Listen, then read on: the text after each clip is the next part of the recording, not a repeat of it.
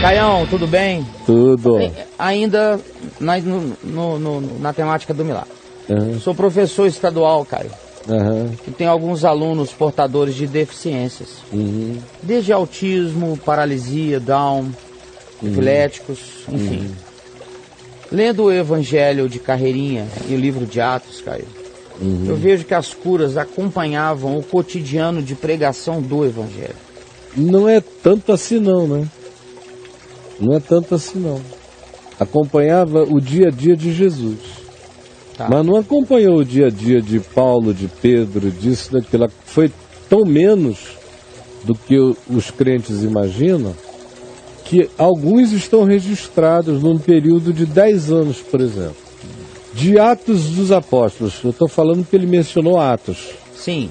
De Atos dos Apóstolos, capítulo 1, a Atos dos Apóstolos, capítulo 10, conversão de Paulo, aproximadamente 10 anos passaram. Então eu peço, conte quantos milagres foram dignos de registro ali, no livro de Atos. Houve alguns milagres, como dizia, Filipe foi a Samaria, pregou, orou e os doentes foram curados. Pedro, com o caso de Simão, que veio iludir o povo, e Pedro confrontou com a palavra, também na região da Samaria, e houve milagres. Mas a gente não vê, são 10 anos. Quem lê ali o livro de Atos dos Apóstolos, sem atenção cronológica, fica pensando que era assim, ó, todo dia tem um coxo no templo curado, oh, aleluia! Prenderam o apóstolo, houve um terremoto, o cara não sabe quanto tempo durou, quais os intervalos. Não foi assim não, então houve e há. Por exemplo, no início do meu ministério com meu pai em Manaus, cotidianamente a gente via coisas extraordinárias acontecerem. Hoje em dia eu não vejo mais aquela incidência de milagres acontecerem, não é só aqui perto de mim não, é em lugar nenhum. Quando eu vejo esse Valdomiro dizendo que está curando, eu faço xixi. Porque aquilo ali é sugestão para fraco. Eu estou falando de milagre brabo. Há períodos, como foi no caso lá em Manaus, na década de 70, em que houve um derramamento do Espírito da palavra tão grande, tão sincero, tão não pentecostal, tão sem artificialidade, tão sem foguetórios, tão sem desglória, desglória, desglória, desglória, desglória, tão sem indução, tão sem nada disso, tudo espontâneo, que aí eu vi o Espírito indo na frente, manifestando, confirmando a palavra, para uma geração inteira que ficou chocada. Mas isso não acontece o tempo todo. Por exemplo, em Jerusalém. Depois daquele período inicial em Jerusalém, nunca mais houve aquela fartura de milagres com o mesmo pessoal lá.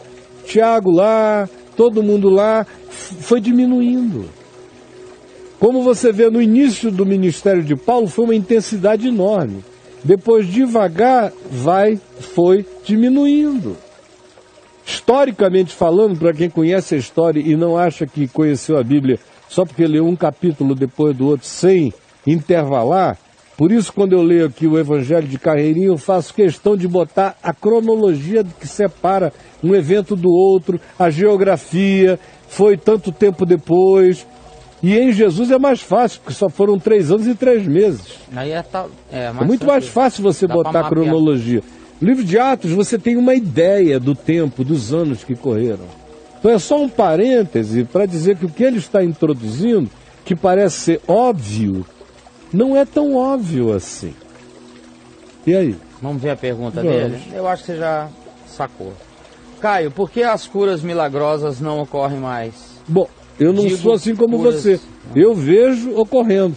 Não vejo ocorrendo com a profusão com a qual vocês acham que onde Deus está presente, curas acontecem. Mas curas acontecem. Curas que a gente considera milagrosas, acontecem o tempo todo. Mas não são industriais. Você tem algum tipo de expectativa pentecostal no coração? Porque se você tem um treino pentecostal, você tem um treino de vontade de ver curas em escala industrial, porque é isso que se ensina na esteira pentecostal. Aí ele segue assim: ô Caio, eu digo curas instantâneas, como vista aos cegos, paralíticos andarem. Em todo lugar onde a necessidade é maior, o milagre é mais frequente, Braulio. Tá com problema na vista, vai um oculista, cara. Ao invés de ficar pedindo cura para tua vista, cura para cego, era quando o cara ficava cego por remela nos olhos. Na antiguidade, nos dias de Jesus e antes e depois. O cara ficava cego por qualquer coisa. Conjuntivite crônica cegava algumas pessoas. Catarata. Catarata, o que tinha de cego de catarata? Ou tira com a pinça. E Jesus passava a mão no olho, a catarata ia embora. Hoje você vai, passa o laser, a catarata vai embora. Daqui a pouco haverá transplante de globo ocular. É só mais esperar um pouquinho mais que vai chegar lá. Sim, cara. Então o pessoal quer luxo, não quer cura. Cura é para necessidade humana. Não é para o capricho do pentecoscrente. Não é João Santanice. Não é marketing, como a maioria quer. E nem é para fortalecer o capricho do cara que ele chama de fé. Então não vai haver cura aonde há recursos. Aonde há recursos, o que Deus diz é vai e trabalha. Multiplicação de pães acontece para quem está com fome e não tem o que comer.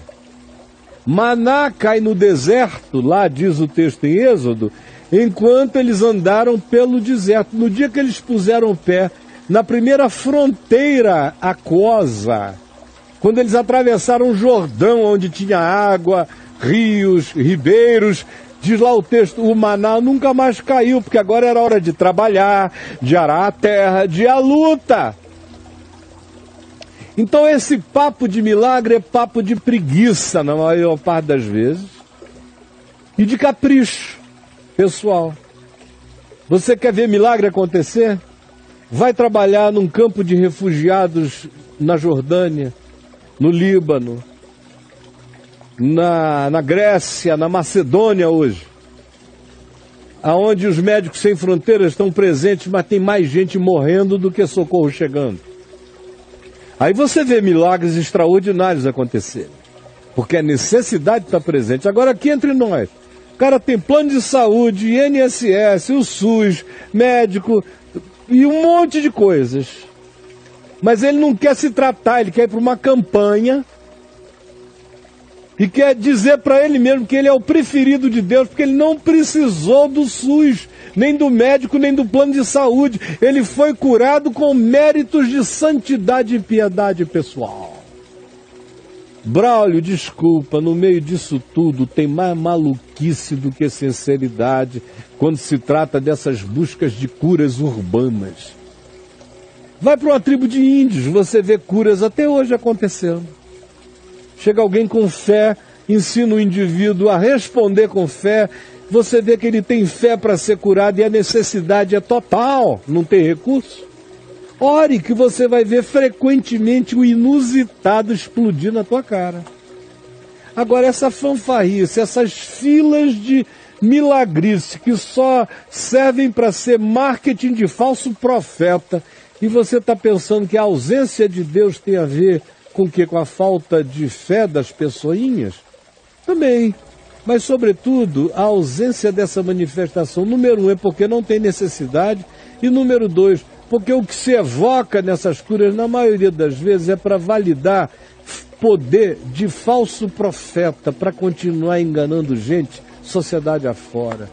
Pelo amor de Deus, vamos cair na real, aprender a entender a Escritura.